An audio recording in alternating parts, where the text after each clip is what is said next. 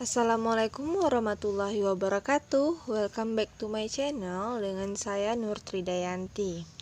Di video kali ini saya akan membahas soal dan jawaban TVRI kelas 4, 5, 6 SD dan sederajat yang disiarkan oleh TVRI pada hari Selasa 28 Juli 2020 pada pukul 9 sampai pukul 9.30 waktu Indonesia Barat. Sebelum menyaksikan video ini, jangan lupa ya video ini untuk di like, komen, share dan juga subscribe agar channel ini semakin berkembang. Follow juga akun Instagram saya @nurtridayanti. Nah, materi yang akan ditayangkan untuk siswa-siswi SD kelas 4, 5, dan 6 pada hari Selasa 28 Juli 2020 pada pukul 9 sampai pukul 9.30 waktu Indonesia Barat adalah bagaimana bunyi terdengar oleh telinga. Nah, materi ini untuk meningkatkan kompetensi literasi. Ya. Nah,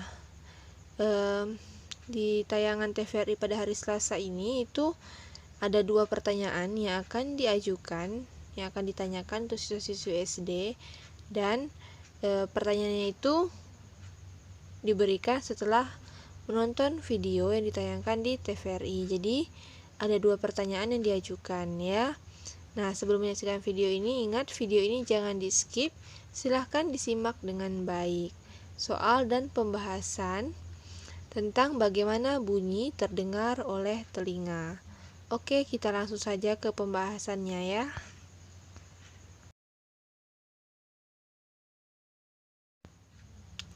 Bagaimana bunyi terdengar oleh telinga. Nah, itulah materi untuk TVRI hari Selasa untuk siswa-siswi kelas 4, 5, dan 6. Nah, soal nomor 1 pertanyaannya itu adalah, setelah kamu menyimak video tersebut, ya video dari TVRI, apa yang dapat kamu simpulkan mengenai proses bunyi hingga terdengar oleh telinga kita? Jadi, murid-murid di sini diminta untuk menyimpulkan mengenai proses bunyi yang terjadi hingga dia bisa sampai dan terdengar di telinga kita. Nah, jawaban untuk soal nomor 1 ini tentang simpulan mengenai proses bunyi hingga terdengar sampai ke telinga kita adalah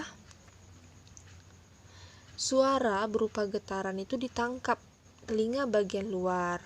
Nah, setelah ditangkap telinga bagian luar, lalu diteruskan ke saluran telinga. Kemudian getaran tersebut kemudian memberi tekanan pada gendang telinga atau membran timpani dan diteruskan ke tulang pendengaran ya. Selanjutnya, setelah diteruskan ke tulang pendengaran tersebut memperkuat getaran dan mengirimkannya ke telinga bagian dalam. Jadi getaran tersebut diperkuat sama tulang pendengaran, kemudian dikirim ke telinga bagian dalam. Nah, getaran tersebut diubah menjadi impuls listrik dan dikirim ke saraf pendengaran pada otak. Ya. Kemudian otak menerjemahkan impuls ini sebagai suara, sehingga suara itulah yang bisa terdengar di telinga kita. Jadi itulah proses kenapa suara itu bisa terdengar sampai ke telinga kita. Jadi itulah jawaban untuk soal nomor 1. Nah, untuk soal nomor 2 pertanyaannya itu adalah, setelah menonton video tentang bunyi dan sifatnya, sekarang coba lakukan percobaan sederhana di rumah dengan menyiapkan 3 gelas kosong yang terbuat dari kaca. Lalu, isi gelas pertama dengan air sampai penuh. Isi gelas kedua dengan air setengahnya saja, dan isi gelas ketiga dengan air yang lebih sedikit dari gelas kedua. Setelah itu, pukul ketiga gelas tersebut secara bergantian dengan menggunakan sendok.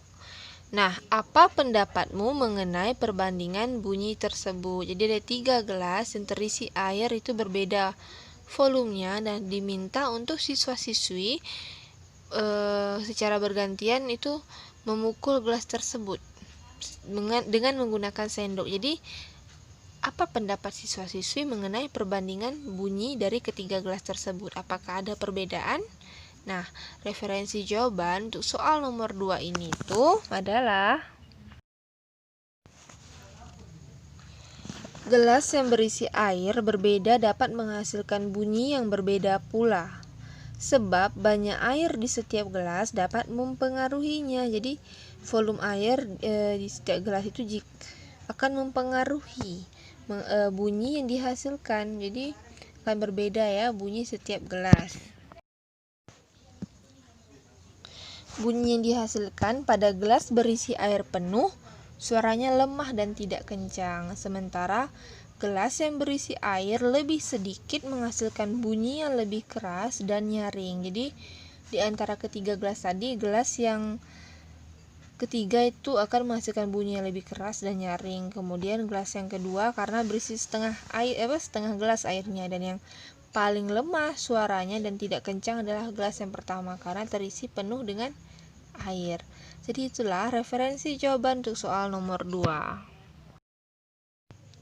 Terima kasih telah menyaksikan video ini. Video ini sebagai referensi untuk murid-murid belajar dari rumah dan juga untuk orang tua dalam membimbing anak-anaknya belajar dari rumah. Jangan lupa video ini untuk di-like, komen, share, dan juga subscribe agar channel ini semakin berkembang ke depannya. Follow juga akun Instagram saya @nurtridayanti. See you next time and thank you. Bye-bye.